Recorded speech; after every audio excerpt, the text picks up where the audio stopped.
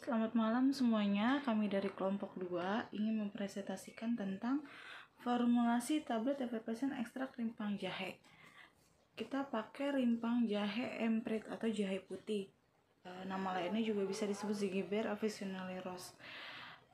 Kami terdiri dari saya sendiri, Francine Berhitu dengan NIM 2018-51099, dengan teman saya Amelia Sahri dengan NIM 2018-51024.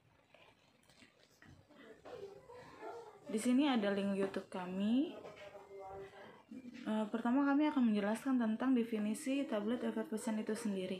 Jadi tablet effervescent itu dibuat dengan cara mengkempa bahan aktif dengan campuran bahan organik seperti asam sitrat, asam taratat, asam natrium bikarbonat. Bila tablet dilarutkan di dalam air, maka akan menghasilkan karbon dioksida yang akan memecah tablet sehingga tablet dapat melarut dengan cepat. Tablet effervescent itu biasanya memiliki rasa yang enak karena adanya karbonat yang dapat memperbaiki rasa dari si tablet effervescent tersebut sehingga dapat memberikan rasa yang baik ketika konsumen menggunakannya.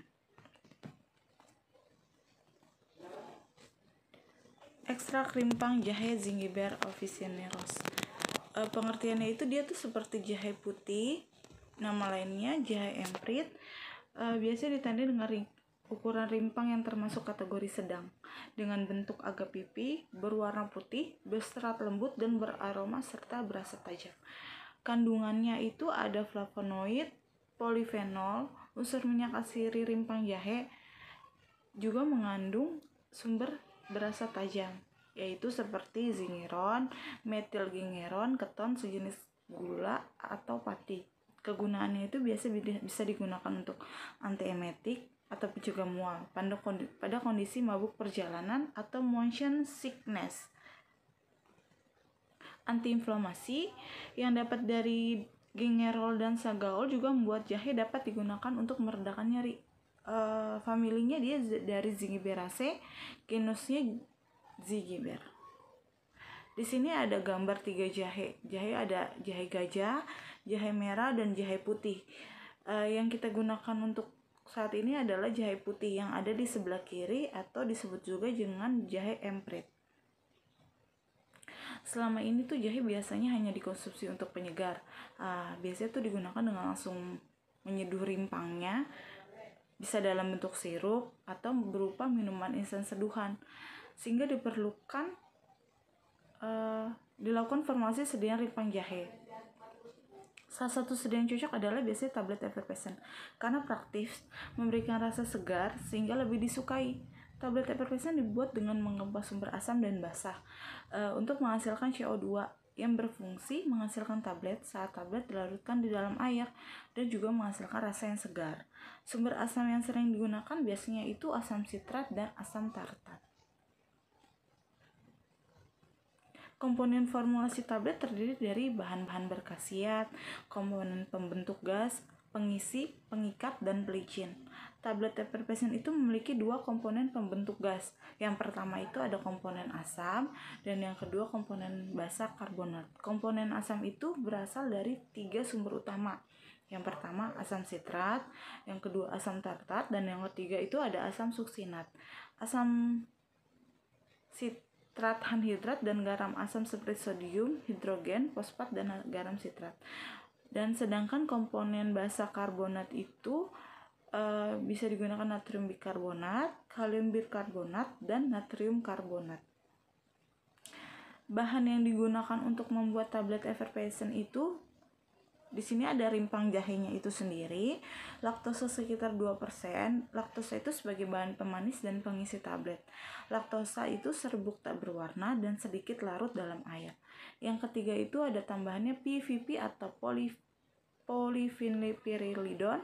Sifatnya itu hidrokopis sehingga dapat mengakibat tablet menjadi basah. Pada formulasi tablet yang dipakai sebagai bahan matriks tablet lepas lambat, pengikat, dan sebagai bahan salut film pada tablet. Konsentrasi yang dipakai antara 5-7%. Yang keempat itu ada asam sitrat.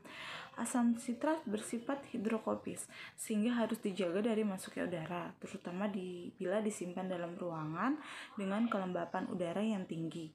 Asam ini memiliki kelarutan yang tinggi, mempunyai kekuatan asam yang tinggi juga.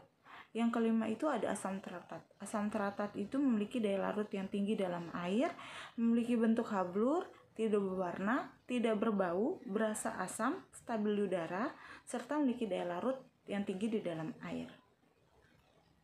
Yang keenam ada natrium bikarbonat.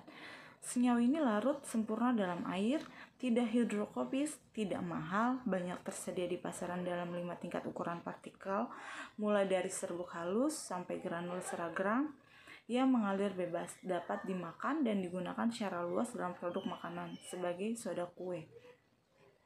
Natrium bikarbonat merupakan sumber karbon dioksida dalam tablet efervescent dengan konsentrasi 25-50%. Reaksi dengan asam dan air akan menghasilkan gas CO2 yang menimbulkan gas pada minuman. Yang ketujuh itu PGE yang dipakai adalah PGE 6000. PGE ini merupakan suatu lubrikan tablet efervescent yang paling efisien karena terdispersi dengan air sehingga menghasilkan larutan efervescent yang jernih saat dilarutkan ke dalam air. Konsentrasi yang dipakai berkisar 1,5%.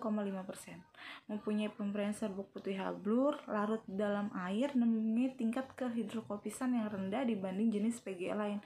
Yang ke-8 itu biasanya ada Aquades. Aquades itu kan biasanya untuk penambah dan merupakan hasil penyulingan dari bebas zat motor sehingga bersifat murni di dalam laboratorium.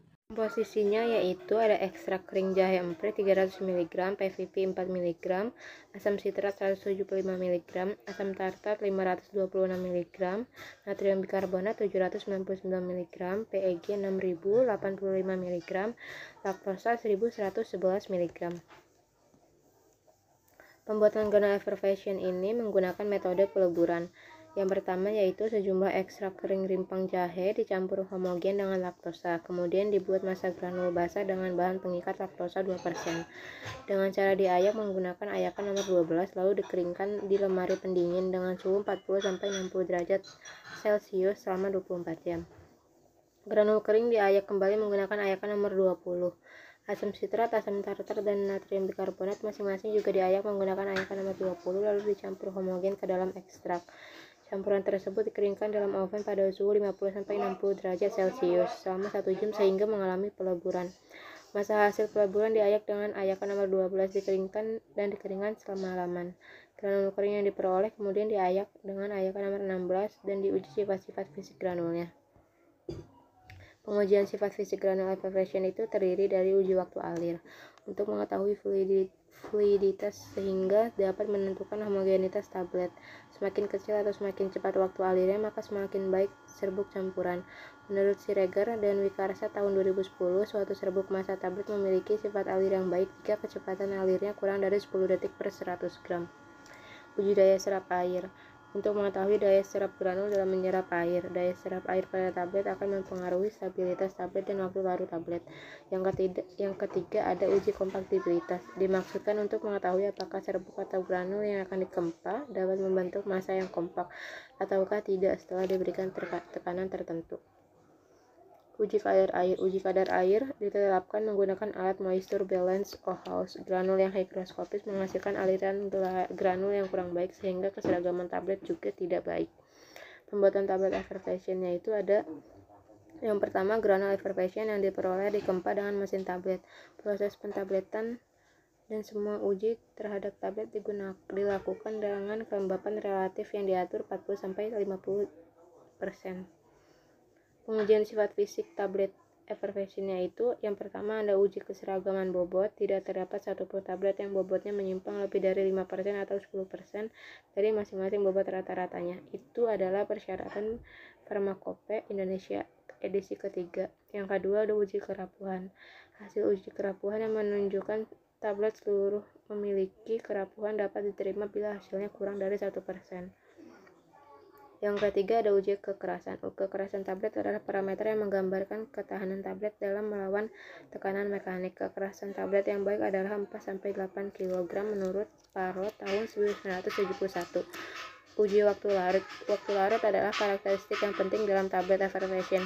Tablet efervescent yang baik akan hancur dan terlarut cepat dalam 1-2 menit. Sediaan dapat dikatakan memenuhi syarat jika semua hasil ujinya memenuhi syarat evaluasi yang berlaku, mulai dari uji sifat fisik granul yang meliputi uji waktu alir, uji daya serap air, uji kompaktibilitas, uji kadar air, karena sifat fisik granul mempengaruhi dalam proses pembuatan tablet sehingga perlu dilakukan. Pengujian juga dilakukan terhadap granul yang telah mengalami proses pengempaan menjadi tablet. Diuji sifat fisiknya meliputi uji keseragaman bobot, uji kerapuhan, uji kekerasan, dan uji waktu larut. Sekian dari kelompok 2. Kurang lebihnya terima kasih. Dipersilahkan untuk teman-teman jika ingin bertanya minimal 3.